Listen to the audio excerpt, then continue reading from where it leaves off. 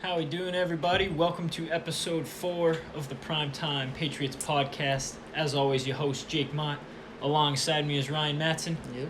Excited to talk about great week last week against the Fantastic. Jets. Love to see it. Absolutely, love to see it. And a quick look forward to this next week against the New Orleans Saints. So, to start with Jets week, I'll get started. I feel very vindicated this week. I've been very negative on Zach Wilson. I was last week. I've been since the draft process. I have texts with friends like, this guy's not going to work out. And he really showed it with 4 picks. Yeah. You summed it up right there. He was atrocious. His line, we've talked about, not very good, and it showed. But either way, he made some horrible throws, horrible decisions, and you just can't have that in the NFL. Especially, I know he's a rookie. I know he'll get a little better at least, but you can't have that. Yeah, I think we saw him reacting to, he got sacked so much week 1. Yeah. He was like, I'm going to get the ball out quick. I'm going to make quick decisions. And he just made horrible decisions. Horrible decisions. And I think it really speaks to how trash that management is. Yeah. The Jets really, because if we could go back in time, all the shit I say about Zach Wilson, if you gave me the choice to take Mac or Zach Wilson, I'd still take Zach Wilson because his physical abilities are there. And I believe in our ability to coach people. I know Zach Wilson wouldn't be making these same issues, and you might disagree and you might stick with Mac, but they're just really setting him up. They don't know what they're doing. No. Yeah, that's just the Jets. Look at Sam Darnold. He was put in a horrible situation, played like absolute shit, and now he's in Carolina flourishing. Yeah. So we'll talk about him actually because he beat up the Saints last week, but we'll get to that later. So I guess for negatives, you could say the run defense for us was a little suspect. That's been the knock. But I can't give it any weight because at the end of the day, you only let up field goals. Mm-hmm. And you were in control of that game the whole time. So if you're just going to let them rush around and waste clock, then so be it. I'm never saying it's good to allow, over 5 yards of carry they did. But circumstances matter. They were in the driver's seat of that game. So definitely. Yeah, their run defense, like you said, was a little suspect. But, the pass defense was on point from the beginning. Mm-hmm. Corey Davis, I'm pretty sure only had 1 catch. Mm-hmm. And they locked him up. Absolutely. He was their best receiver. So, great job by them. 4 picks, like we said. Mm-hmm. Incredible. That's what I said, too. I think it's hard to take too much defensive credit because Wilson was that bad. The one in McCourty specifically, I think it was his last one, literally was a punt. Yeah. Directly. It was that throw was horrible. Yeah, it's so just, bad. you don't even know even what he's really looking for. There's no real move that receiver's going to make that's going to bring him into that play. It's just, it was a shit show for Zach Wilson start to finish. So, but I guess you can say, penalty-wise, at least on defense, they looked more in tune. And you don't get 4 picks for nothing in the NFL. Exactly. Some of those are earned. You're in the right position to make plays when mistakes happen. So I think a slight improvement from the defense, but more or less I feel the same about them as I did last week. Yeah, I do too. Moving on to the offense. Yep. Still a big question mark is the offensive line. Yes, absolutely. I don't trust them. They cleaned up the turnovers and penalties. They did. Which was the big thing. And, I think the O-line, they look good but not great. They were improved from last week, which isn't saying much at all. They gave up 3 sacks this week. Yep, that's compared true. to 1 week before. That's true. You're right. They did let up more pressures and on less passes from Mac. Granted, in their defense, I do believe Mac held on to the ball a little longer this week than he should have. But still, 3 sacks, compared to 1, you'd rather have the 1 than the 3. But yeah, I'd agree with that. Yeah, so I think they're still severely underperforming for what we expected. It was supposed to be, without a doubt, our strongest unit, offense and defense, was supposed to be our O-line. Yeah, maybe our secondary. Seemed that way anyway. But no, it's really not looking the case. They're average at best, and they really didn't do much to help us win that game. More or less, just fix their issues from last week, which was nice. No real big holding penalties or any ones that I can remember at least. Nope. So nothing like that. But Mac in the offense, this is the question going around now here and everywhere. Is it too conservative for your taste? He's not pushing the ball down the field. He's made 80 or so attempts now, and he's thrown no picks. That's also something. So, it's a yep. yin and yang, but He's how do you 51 feel? for 69 on the year right now. Oh, okay. So not quite 80, almost 70. Still, but pretty yeah. close. So what do you think? Do you think it's too conservative? Would you like to see him push it more, or is it too early? I definitely would like to see him push it more. I think he is too worried about keeping turnovers. I think he's very, very persistent on no turnovers, which is definitely a good thing to know, good thing to have. But at the same time, you do need you do need a big play, push down the field, a big throw, something like that, and we really haven't seen much in terms of him throwing the ball. So yeah, I would like to see some deep balls being thrown. That's the thing too. Unfortunately, I think it works for you can beat the Jets. You know what I mean? You can beat teams like this. You can even beat Miami if you get rid of those few penalties with max play. But I don't think you're beating Kansas City. I don't think you're beating Tampa. You need to have some level of go. But ultimately, I did say I think it is too early to say anything is too conservative. Yeah, I would say it is too early. Because week 1 was week 1. There's going to be training wheels no matter who's playing quarterback if you're a rookie. It's just going to be there. And then you were never not in control against the Jets here. So, Mac's not the guy to, risk anything or to get a team back into the game. If he throws a pick, granted, we'd still probably win the game if he threw a pick against the Jets. It increases the Jets' chances by that much. Yeah. So he's not going to give them anything. I think it speaks to just it's all about winning for him. He had no touchdowns, under 200 yards. That's the thing, though. I feel like if there was a chance to show what you can do deep ball-wise, I think the Jets would have been that team, especially in gameplay. But, I mean, you got the win. I mean, yeah. I think the points is more concerning than they only had 287 yards total. Which isn't great, especially considering you get the ball so many times. But you could also argue you're getting it in short field, so you have less field to drive, less yards. But the points, there's really no excuse. 25 points when you have 4 turnovers. I believe at least 2 of them are close to midfield. 1 was on the Jets side of the field. They got amazing field position, and they just keep coming away with field goals over and over. They got the 2 touchdowns running, but yeah. Well, that's honestly the biggest thing that the Pats need to clean up is the red zone offense. I can name plenty of times where they just got to the red zone, looked very good on offense on that drive, and stalled out in the red zone. All right, so now is the question: if you had to pick, what's the bigger issue? Do you feel that it's Josh McDaniels, or do you feel that it's Mac playing how he's playing? For the red zone efficiency. I would say Mac only because we've seen McDaniels make plenty of good play calls in the red zone before. And, I mean, I think maybe decision-making for Mac, he just doesn't want to force something, which is understandable. But when you're in the red zone, you want a touchdown. You're not settling for a field goal. Absolutely. I think I'm going to lean Josh only for the excuse that, you have these 2 tight ends, which should be a dream of an offensive-minded coach like that.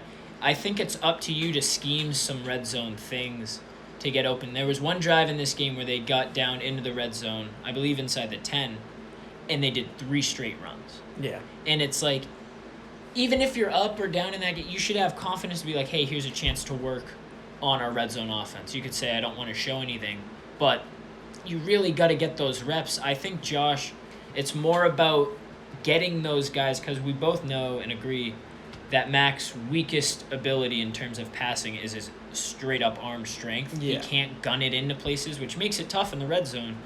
But at the same time, you have those 2 tight ends. You have some shifty receivers. Bourne should be a great red zone route runner and short route guy.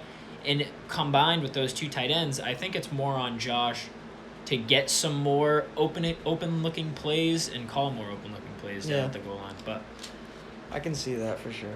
I think, again, it all just comes back to it's too early. We saw one game where you're in a really close game, but it's also week 1 and you're getting used to your team. And then this game, there's never really an urgency to have to get a touchdown. You never had to get a touchdown in that game. You could have kicked field goals all day if you wanted. So yeah, exactly. The only thing that I think is a little concerning even though we're only two games in, just the one touchdown from Mac, like we've been talking about, just definitely is concerning. He hasn't even thrown it. I believe this is correct too. He hasn't even thrown it into the end zone. I don't think, because when he threw it to Aguilar for his first touchdown. Yeah, he caught it and ran it. Exactly. So he hasn't thrown a single, which we need to preface everything we're saying here with, he's a rookie and he's thrown 69 passes and no picks. Exactly, and he's throwing 73.9%. Exactly, so it really is, if you're telling me we're going to sacrifice that accuracy and that efficiency for more touchdowns, now I got to ask if that really is worth it. If you know what I mean? Because you're seeing such great growth from him. The last thing you want to do now is be like, yo, you should start forcing it more. Yo, you should start doing this and mess up what is a great start in terms of accuracy. Yeah, exactly. For a rookie in any situation, the first thing you're looking for is decision-making and processing. Yeah. And those things are through the roof right now. I think it makes more sense to kind of wait and leave some time for that to develop. Yeah, it is early. It is concerning because you always want to talk about concerns. I wrote, ultimately, with Mac Jones for these first 2 weeks, it might be too early to say this, but I really don't think that he's ever going to be the reason that you lose like a close football game. I don't think, like, for example, this past week, the number one reason that the Jets lost was because their quarterback threw 4 interceptions. No, it was... Yeah.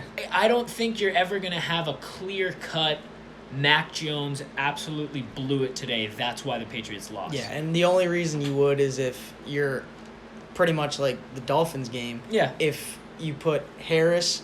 Or if you put Mac in Harris's shoes and he fumbles or throws a pick. Exactly. That's the only reason you can. Exactly. And, like, I could see that. One big play, and that's But I get what you're saying in terms of overall play. Yeah. And then at that point, yeah. if he loses a game like that, it's already tight. Now you can talk about the defense. Yeah. Now you can talk about penalties. I don't think he's ever going to lose a game for you that you should have won. Yeah.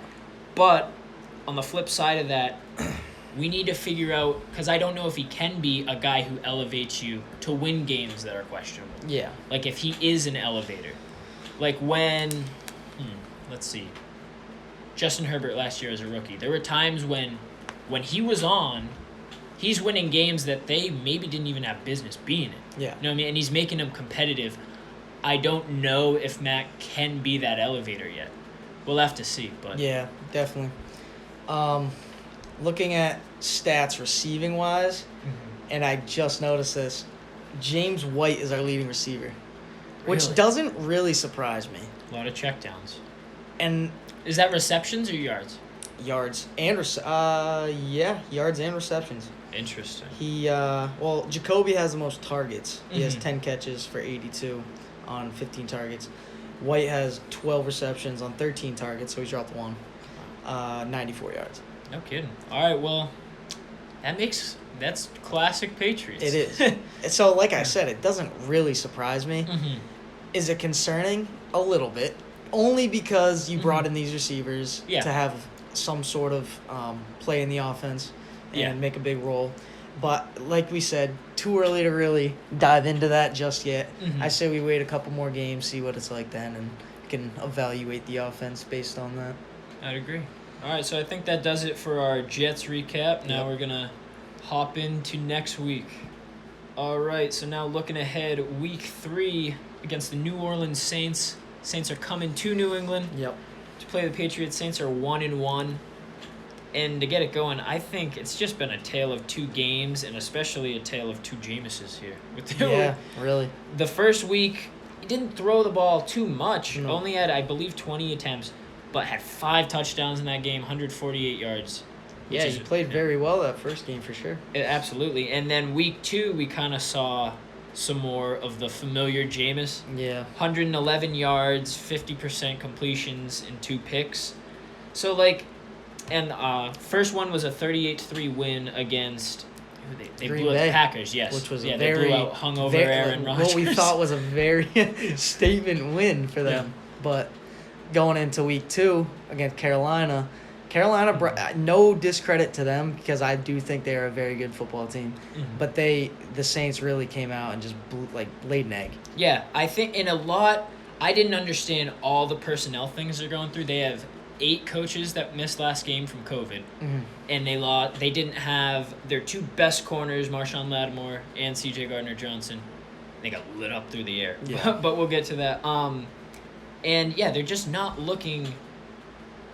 Obviously, they're not looking like the Saints with Drew Brees, but they're not looking like the traditional Saints. Yeah, It's very inconsistent. Yeah, I will give them. I think their defensive line looks very good still. Even last week, I Yes, thought they yep. looked very good. They got to Darnold a lot, Mhm. forced some sacks, some pressure on him, forcing completions and stuff like that. Yeah, let's actually go defense first. Keep okay. going on that.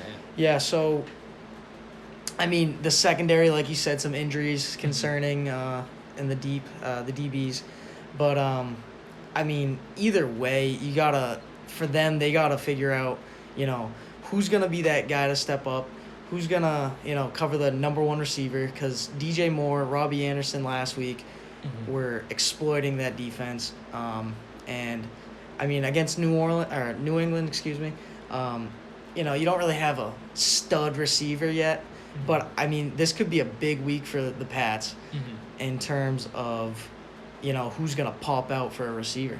I think absolutely, because we mentioned the Russia defense. They've only allowed 132 rushing yards with the 2 games combined, Exactly. and that's with Aaron Jones and Christian McCaffrey.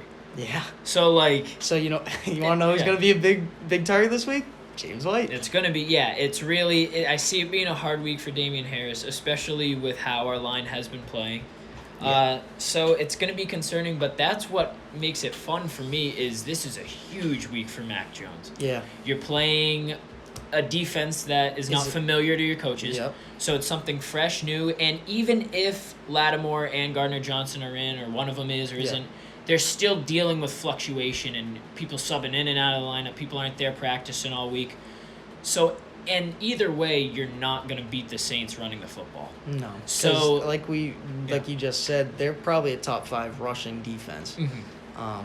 Pass defense, that's a different story. Hopefully, Mac can figure that out. Yeah, it's going to be on Mac to where I don't see, especially with Josh McDaniels here too, I don't see a game plan that you could draw up to beat the Saints where you're not taking some shots and going through the air. Like, you have to. So I think we're going to learn a lot about Mac this week. Yeah. More than we have these first 2. These first 2 have been really controlled. You're playing teams you're very familiar with.